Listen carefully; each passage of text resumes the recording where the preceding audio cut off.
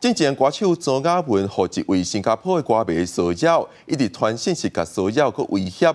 前几天伫邦桥车头佮甲对调调，警方接到通报了后，也按照经诉法定的罪嫌，甲这位歌迷移送法办。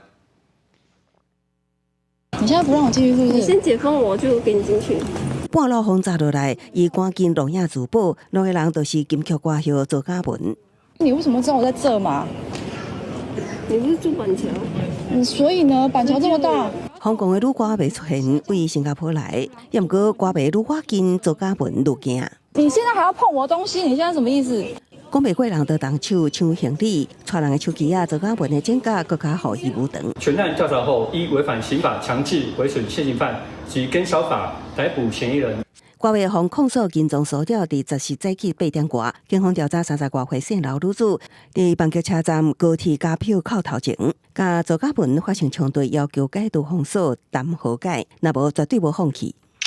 涉案的歌迷过去都把假批骚扰佮威胁，即摆佮较亲自来找伊。经纪人以文字回应，周嘉文由案处伫行刑甲报案，保证交予法律继续处理。也毋过，即款的对性行为引起艺人的行刑，其实有可能去达到法律的红线。像专案就以金钟骚扰防治法定罪嫌来侦办。过度的迷恋，一直表示很喜欢他，不停的一直传，那个第一个频率跟内容其实就是一个重点。譬如希望他跟他更靠近，或者是说会希望这个对他是特别的待遇，那就会可能构成跟踪骚扰。触发金属法4大要件，对特定人一直也是继续有性甲性别有关的行为，互被害人心理会惊。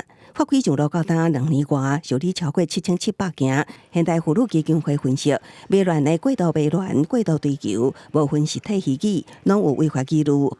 香港的民众表示爱慕唔通跨界，用唔对的方式对性，若是爱到困扰，也会互家己面临检警调查。公视新闻采访报道。